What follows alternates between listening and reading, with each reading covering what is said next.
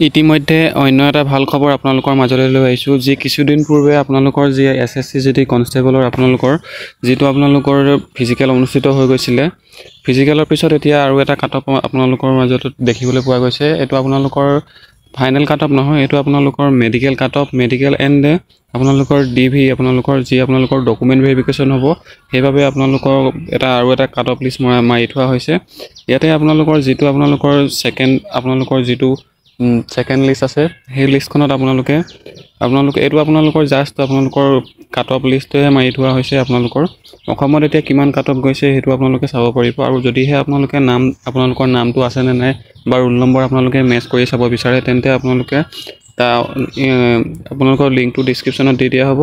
এতিয়া মেইন কথা আহিলে কাটঅফ অসমত কিমান গ'ল আপোনালোকে তললৈ স্ক্ৰল কৰিলে আপোনালোকৰ কাটঅফটো কিমান গ'ল আৰু ইয়াতে ফাইনেল কাটঅফ কিমান যাব পাৰে সকলোখিনি আলোচনা কৰা হ'ব ইয়াতে ফাইনেল কাটঅফটো কিমান যাব পাৰে সাপোজ ইয়াতে আপোনালোকৰ যেটো আপোনালোকৰ প্ৰথমে দিয়া হৈছে আপোনালোকৰ আন্ধ্ৰ প্ৰদেশ তাৰ পিছত আপোনালোকৰ আন্ধ্ৰ প্ৰদেশ নহয় আপোনালোকৰ আন্ধ্ৰ প্ৰদেশ তাৰ পিছত আপোনালোকৰ আহিলে অৰুণাচল প্ৰদেশ তাৰ পিছত নেক্সট আপোনালোকৰ আসামৰ আপোনালোকৰ EWS ৰ কিমান কাটঅফ গৈছে ইয়াতে আপোনালোকৰ দিয়া হৈছে EWS ৰ আপোনালোকৰ গৈছে 42.64 কাটঅফ গৈছে নেক্সট আপোনালোকৰ যেটো আপোনালোকৰ আসাম আপোনালোকৰ চাই থাকক এটাকে আপোনালোকৰ EWS ৰ আপোনালোকৰ গৈছে 42 গৈছে নেক্সট আপোনালোকৰ বৰ্ডাৰ ডিস্ট্ৰিক্টৰ আপোনালোকৰ যেটো আপোনালোকৰ OBC 34 ক্যান্ডিডেট अवेलेबल আৰু 62.19 কাটঅফ গৈছে নেক্সট আপোনালোকৰ জেনাৰেল ডিস্ট্ৰিক্টৰ OBC 36 টা ক্যান্ডিডেট अवेलेबल আছে ইয়াতে আপোনালোকৰ গৈছে 65 কাটঅফ গৈছে তাৰ পিছত ইয়াতে আহিলে আপোনালোকৰ যি এইখিনি আপোনালোকৰ কিহৰ কাৰণে হেতু আপোনালোকক কৈ দিছো এইখিনি আপোনালোকৰ হৈছে আপোনালোকৰ যি আপোনালোকৰ ফিমেল ক্যান্ডিডেটৰ সকলৰ বাবে বয়সৰ কাৰণে আপোনালোকৰ যি মেল ক্যান্ডিডেট আছে তেওঁলোকৰ বাবে তলত থাকিব এইখিনি কোনো ফিমেল ক্যান্ডিডেটৰ বাবে ইয়াতে আপোনালোকৰ নেক্সট আহিলে আপোনালোকৰ নেক্সট আহিলে ইয়াতে আপোনালোকৰ Assam border district ST candidate 16 টা ক্যান্ডিডেট अवेलेबल আছে ইয়াতে আপোনালোকৰ 66.07 কাটঅফ গৈছে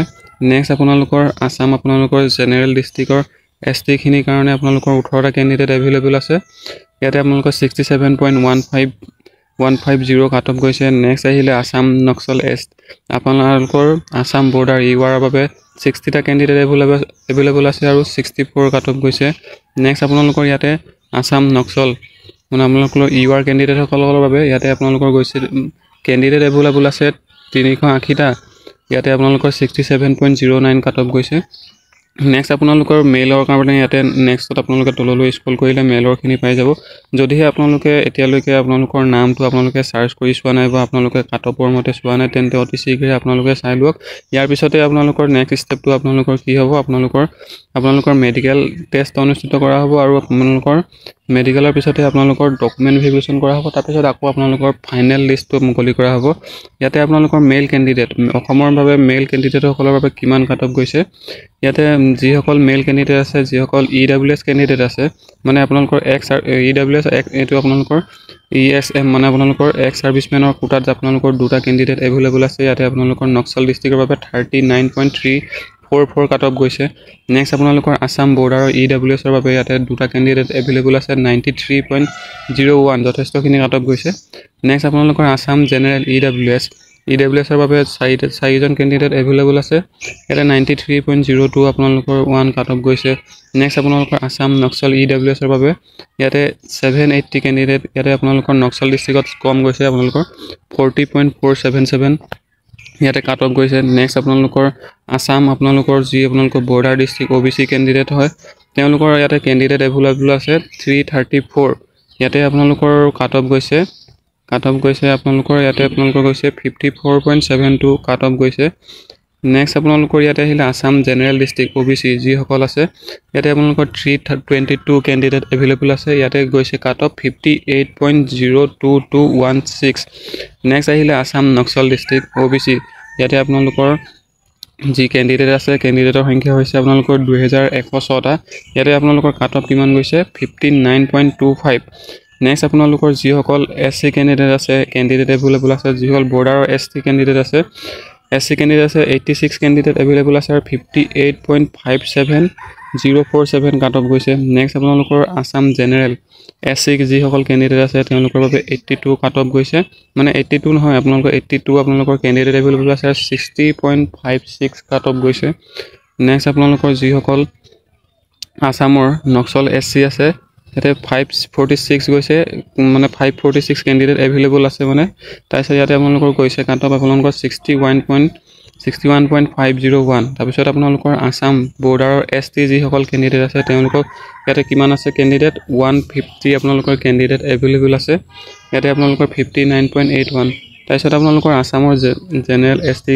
আপোনালোকৰ জেনেৰেল ডিস্ট্ৰিক্টৰ এসটি আপোনালোকৰ 144 কেণ্ডিডেট এভেইলেবল আছে ইয়াতে আপোনালোকৰ 62.8900 আপোনালোকৰ কাট অফ গৈছে তাৰপিছত তেনেদৰে আপোনালোকৰ আসাম বৰ্ডাৰৰ ইৱাৰত আপোনালোকৰ 544 কেণ্ডিডেট এভেইলেবল আছে 60.53 গৈছে নেক্সট আপোনালোকৰ আসাম জেনেৰেল ইৱাৰৰ আপোনালোকৰ যিসকল ইৱাৰ কেণ্ডিডেট আছে জেনেৰেল ডিস্ট্ৰিক্টৰ তেওঁলোকৰ বাবে কেণ্ডিডেট এভেইলেবল আছে 528 ইয়াতে আপোনালোকৰ কাট অফ গৈছে 65.53208 ইয়াতে আপোনালোকৰ আসাম নক্সল ইৱাৰ যিসকল কেণ্ডিডেট আছে তেওঁলোকৰ বাবে ইয়াতে কাট অফ গৈছে আৰু কেণ্ডিডেট কিমান এভেইলেবল আছে ইয়াতে আপোনালোকৰ কেণ্ডিডেট এভেইলেবল আছে 3430 আৰু কাট অফ গৈছে 68.95066 এতিয়া মেইন কথা আহিলে এইখিনি আপোনালোকৰ যিসকল ফিজিক্যাল পাস কৰিলে তাৰ পিছত আপোনালোকৰ যিসকলৰ বাবে ইয়াতে আপোনালোকৰ মেডিকেল আৰু ডকুমেন্ট ভেৰিফিকেশন অনুষ্ঠিত কৰা হ'ব